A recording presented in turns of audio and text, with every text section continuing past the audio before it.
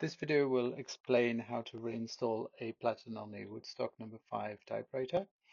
If you haven't checked how to remove the platen, I have a video about that. It's going to be linked down below in the description. Putting everything back together is a little bit trickier. So the first thing you want to do is to reassemble the clutch. So you're going to start, so these two pieces, they just go one inside the other. Then you can take this other part of the clutch right here and thread it through. You want to line up is this notch right here with this peg right there, so that everything lines up nicely like so. So everything needs to be kept tight, otherwise it falls apart. And the last part that you need is that washer that you can just put back in.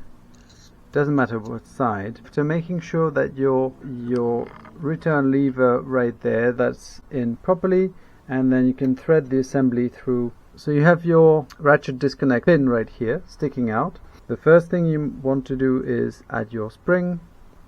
Then you want to loosely thread your platen knob, and finally go ahead and add your temporary disconnect knob right there. What you will need to do at this point, if you remember the two notches, you want to align the notch in the platen knob with the notch in that little part, which is just what happened right there. So they're now fully engaged, pressed together, and I can go ahead and screw in the knob a little bit further in, so everything's secure in place. So that assembly is now taken care of. On the rod that goes back in, I already mentioned there's the two flats, but on the third side there's a notch right here that is like a U-groove inside the rod. And what you can do is re-engage your line disconnect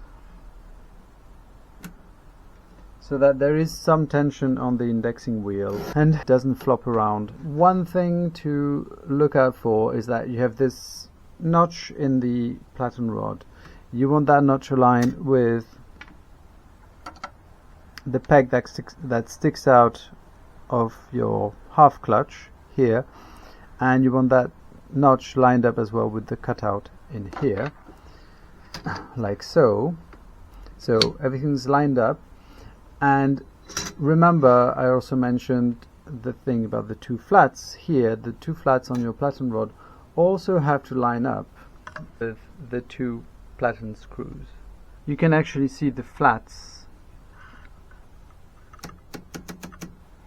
as I turn the rod, you can see the two flats in between the platen knob and the carriage side plate right here.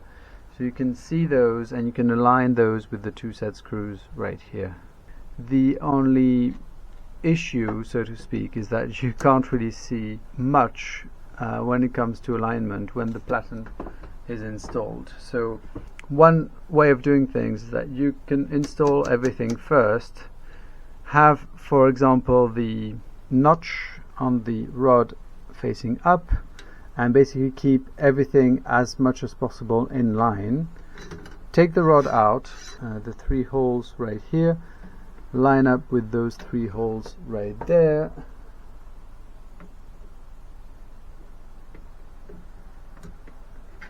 Again, making sure to keep everything as much as possible in alignment. Right, so you have your platen in at this point. On that rod, if you're inserting it with the U facing up, you can see that the on this end of the rod you have the two dimples. So that's a very good indication to tell you if the platen's properly in. So once again, on the platen itself, you have the two set screws right here and here. So you have to make sure those line up with the platen rod. So if I'm inserting the platen rod this way with one hole here and one on the bottom, I have to insert the platen as well, one hole here, one on the bottom. Something to take into consideration when you're engaging the platen with those 3 little holes.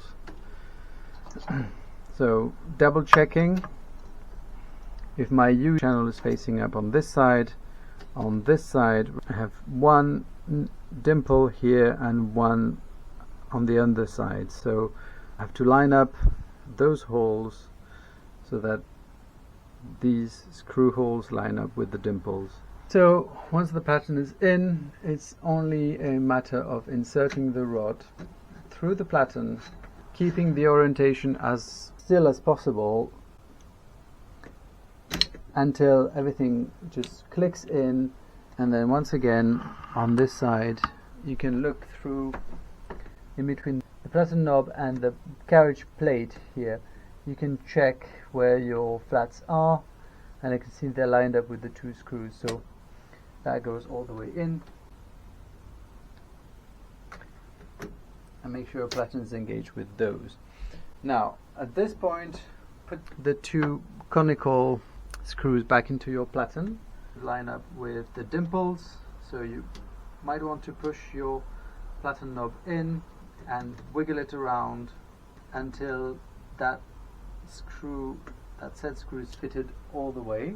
Give the whole assembly a quarter turn, repeat with the second set screw.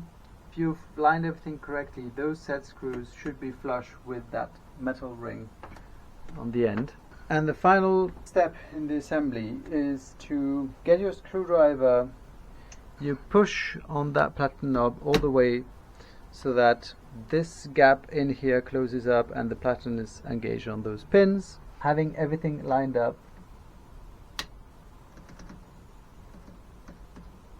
you're going to want to tighten those set screws on the knob right here, fiddling around and manipulating the knob to make sure that the set screw is resting flat on the flat,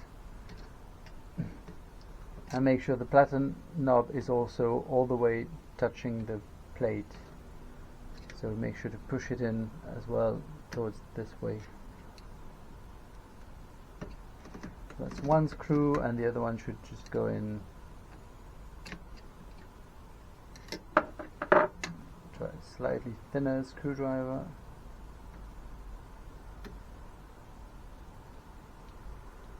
And those screws do stick out a little bit.